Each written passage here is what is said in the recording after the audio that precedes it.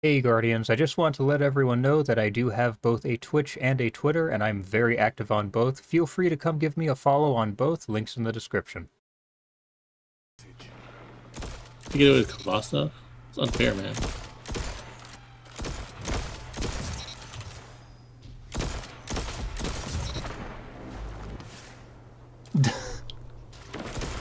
What can stop you?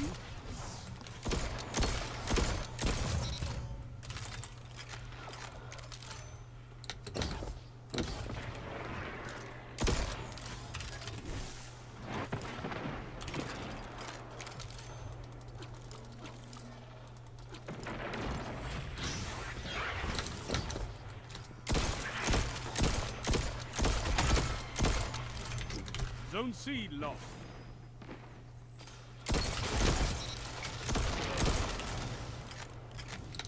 My god. Bunch of monkeys, man. Just running at me.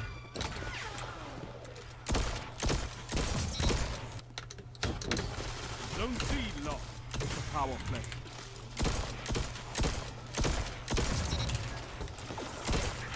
Strength in numbers, Guardian. Excellent. Man, Igneous is so easy, man. So easy.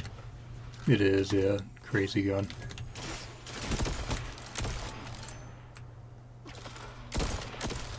No. It's using blue fire. Oh, rapid. This is interesting. Fight until there's nothing left. Just that easy. Zone A captured. You have advantage. These guys are so mad at me. Oh, this is hilarious. Keep it up. Yeah, I honestly can't blame them for bagging me there. Playing against people who sit back like that is never fun, but it's also the easiest way to play in a sandbox that encourages the opposite of aggression. Now, I don't review scout rifles that often. Generally, they just don't interest me much. The playstyle they cater to is boring to me, but this particular scout surprised me. There's good stuff here for PvP and PvE, and this scout does feel amazing. This will also be a shorter review, given that, again, most of the weapons this season just aren't really vibing with me that much. Now, starting with PvP here, Timeworn Wayfarer is a 120 RPM solar scout rifle acquired from the seasonal activities. It is craftable, thank God, and first off I have to say I love the weapon model. Now, looking at its base stats, you have 57 range, 26 stability, 41 handling, and 13 AE. Now keep in mind, with your base range on this thing, you have a whopping 78 meters of range, so range really isn't an issue here. For that reason, for your barrel, go with fluted barrel for stability and handling. For your magazine, go with steady rounds for stability. Yes, this does hurt your range, but even with steady rounds, you're still at 76.8 meters of range.